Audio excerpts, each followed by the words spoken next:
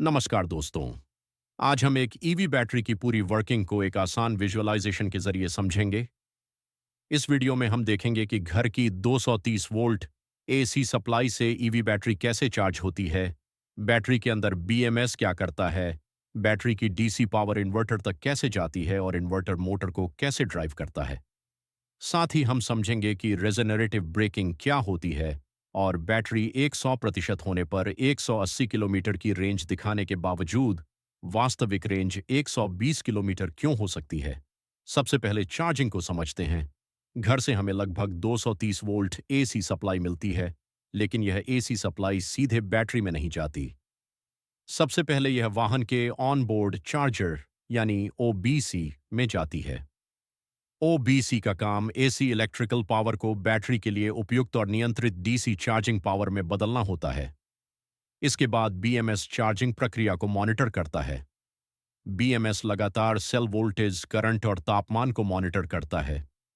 Battery charging के दौरान SOC बढ़ता जाता है। शुरुआत में चार्जिंग करंट नियंत्रित तरीके से दिया जाता है। बैटरी के लगभग 80% के बाद और खासकर पूरी तरह चार्ज होने के करीब चार्जिंग करंट कम किया जा सकता है। इसीलिए 80% से 100% तक चार्जिंग कई बार शुरुआती हिस्से की तुलना में धीमी दिखाई देती है। अब आते हैं बैटरी पैक पर। ईवी बैटरी केवल एक बड़ा बैटरी ब्लॉक नहीं होती, इसके अंदर बहुत सारे अलग अलग सेल होते हैं। इन सेल को सीरीज और पैरेलल कॉन्फ़िगरेशन में जोड़कर जरूरी वोल्टेज और कैपेसिटी तैयार की जाती है। हमारे विजुअलाइजेशन में इन सेल को अलग अलग देखा जा सकता है। इन सेल की वोल्टेज एक दूसरे के बहुत करीब रहना जरूरी है। अगर किसी सेल की वोल्टेज बाकी सेल से काफी अलग हो जाए तो बीएमएस इसे डिटेक्ट कर सकता है। बीएमएस का काम केवल एसओसी दिखाना नहीं है, यह over voltage, under voltage, over current, ज्यादा तापमान और सेल इम्बैलेंस जैसी स्थितियों को मॉनिटर करता है। जरूरत पड़ने पर बीएमएस चार्जिंग या डिस्चार्ज को रोकने के लिए प्रोटेक्शन सिस्टम एक्टिव कर सकता है। अब वाहन को चलाते हैं। जब ड्राइवर एक्सेलरेटर दबाता है, battery DC electrical energy supply करती है। बैटरी की डीसी पावर इन्वर्टर तक जाती है। अब आता है इन्वर्टर। इन्वर्टर का बहुत महत्वपूर्ण काम है। यह बैटरी की डीसी इलेक्ट्रिकल पावर को मोटर के लिए नियंत्रित 3 फेज एसी पावर में बदलता है। इसमें यू, वी और डब्ल्यू 3 फेज शामिल होते हैं। इन 3 फेज करंट के कंट्रोल से मोटर का टॉर्क और स्पीड नियंत्रित की जाती है। मोटर इलेक्ट्रिकल एनर्जी को मैकेनिकल एनर्जी में बदलती है। मोटर का टॉर्क ट्रांसमिशन सिस्टम के माध्यम से व्हील तक पहुंचता है और इसी तरह इलेक्ट्रिक वाहन आगे बढ़ता है। इस पूरी प्रक्रिया का आसान एनर्जी फ्लो है। बैटरी डीसी, फिर इन्वर्टर, फिर 3 फेज एसी, फिर मोटर और आखिर में व्हील।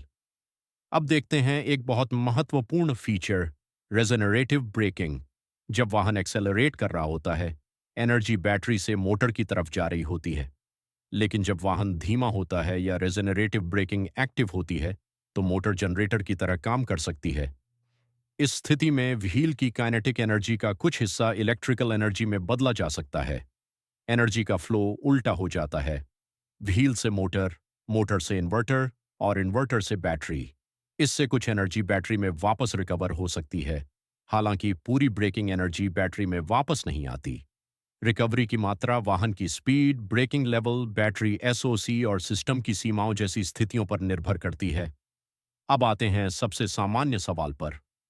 मान लीजिए बैटरी 100% चार्ज है और डैशबोर्ड पर 180 किलोमीटर की रेंज दिखाई दे रही है, लेकिन वास्तविक ड्राइविंग में वाहन केवल लगभग 120 किलोमीटर चलता है।